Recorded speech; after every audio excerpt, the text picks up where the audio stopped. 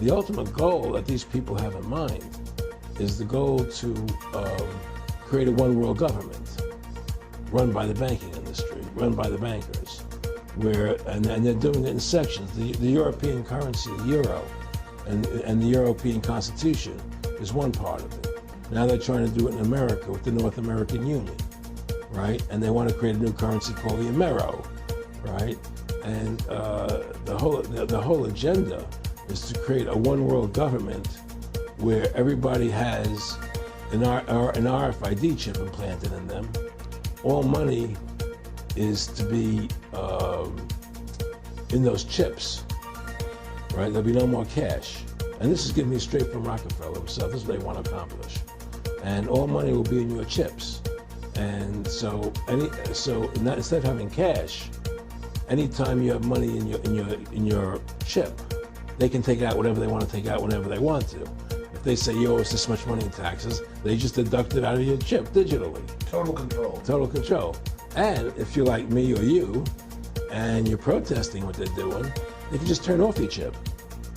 And you have nothing. You can't buy food. You can't do anything. It's total control of the people. And that chip's connected to a database that has your purchasing records, what you do, everything is in there, you know? And so they want a one world government controlled by them, everybody being chipped, all your money in those chips, and they control the chips, and they control people, and you become a slave, you become a serf to these people. That's their goal, that's their intentions. Eric, can you be specific about when you met Rockefeller, how it happened in these discussions? I met Rockefeller through a female attorney I knew who called me up one day and said, one of the Rockefellers would like to meet you. I had made a video called Mad as Hell, and he'd seen the video and wanted to meet me and knew I was running for governor of Nevada. So sure, I'd love to meet him. And I met him and I liked him, and he was a very, very smart man. And we used to talk and share ideas and thoughts. And he's the one who told me 11 months before 9/11 ever happened that there was going to be an event. Never told me what the event was going to be, but there was going to be an event. And out of that event, we would invade Afghanistan to run pipelines from the Caspian Sea. We were going to invade Iraq, you know, to take over the oil fields, establish a base in the Middle East, and make it all part of the New World Order. And we'd go after Chavez in Venezuela. And sure enough, later 9/11 happened. And I remember he was telling me how you're gonna see soldiers looking in caves for people in Afghanistan and Pakistan and all these places. And there's gonna be this war on terror, which is no real enemy. And the whole thing is a giant hoax, you know, but it's a way for the government to take over the American people. He told you it was going to be a hoax. Oh yeah. Oh yeah. There's no question. He says, there's going to be war on terror, and he's just laughing.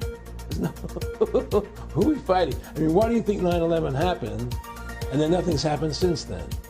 Do you think that our security is so great here that these people who pulled off 9/11 who were able to, can't knock down another plane?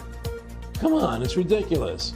9/11 was done by people in our own government and our own banking system to perpetuate the fear of the American people and to subordinating themselves to anything the government wants them to do. That's what it's about, and to create this war, this endless war on terror. And that's why and that was the first lie. And the next lie was going into Iraq, you know, to get Saddam Hussein out with his weapons of mass destruction. That was the next lie. Now, specifically, this was a little over 6 years ago?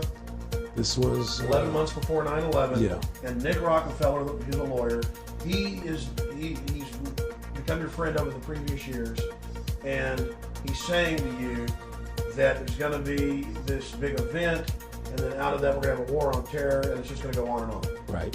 An endless war on terror without any real enemy. That you can never, so you can never define a winner. And did he say that it's going to be perfect because you can't define an enemy? It just goes on and on? Because you can't define a winner. There's no one to beat, so it goes on and on forever. And they can do whatever they want. They scare the hell out of the American public. Look, this whole war on terror is a fraud. It's a farce. It's very difficult to say it out loud because people are intimidated against saying it. Because if you say it, they want to make you into a nutcase. But the truth has to come out. That's why I'm doing this interview. The fact of the matter happens to be that the whole war on terror is a fraud. It's a farce. Yeah, there's a war going on in Iraq because we invaded Iraq. People over there fighting, But the war on terror, that's a joke, And until we discover what really happened on 9/11 and who was responsible for 9/11, because that's where the war on terror emanates from. That's where it comes from. It was 9/11 that allowed this war on terror to begin. And until we get to the bottom root of 9/11, the truth of 9/11, we'll never know about the war on terror. Aaron, you said that he was, and I think it's important, and I know this about the Rockefellers, and Dr. Dennis Cuddy, and many others who literally, he'll be 20 years old in a lunch line in college, and they were Rockefeller. And they're experts at recruiting and getting what they call players, and that clearly I don't want to make it specific, and just get you to reiterate what you said last night about you got 30% of the vote, you were having an effect, you made mad as hell, they knew that you started the Constitution Party, they knew that you were somebody who was taking action and getting things done, you already made some big films, had a lot of other successes, right. So they were trying to recruit you, and didn't it come down to the point of, hey, we are here to recruit you, and don't worry, your chip's going to say, don't mess with us, this guy's don't touch. Yes, that did happen. I was definitely being recruited, but it's more subtle than that. Well, in your words, just go through the process, and then what you said. Well, what it is remember, we were friends, and we used to go to my house a lot. We'd have dinner, we'd talk, and he'd tell me about business investments, how you get involved in, or they would help me with this business investment or that business investment. And was I interested in joining the Council on Foreign Relations? I would have to get a letter to join them, but was I interested in that? And, just stuff, leading you on. And I used to say to him that I never really did that because that wasn't where I was coming from. As much as I like you, Nick, your ways and my ways, we're on the opposite side of the fence. I don't believe in enslaving people, And he would come back with, oh, I do? Well, it would be more like, It's better for them. It's more like, how do I put it? It was like, what do you care about them? What do you care about those people? What difference does it make to you? Take care of your own life. Do the best you can for you and your family. What do the rest of the people mean to them and everything to you? They're just serfs. They're just people. It was just a lack of caring, and that's just not who I was. It was just sort of like cold, it was just like cold, and I used to say to him, what's the point of all this? You have all the money in the world you need. You have all the power you need. What's the point? What's the end goal? And he said the end goal is to get everybody chipped, to control the whole society, to have the bankers, the elite people, the bankers and some government controlling the world. And I said, all the people in the Council on Foreign Relations believe this way you do? Said, no. Most of them believe they're doing the right thing. A lot of them believe it's better off being socialistic. We have to convince people that socialism is really capitalism. Because America's becoming a socialist country. It's a communist country today.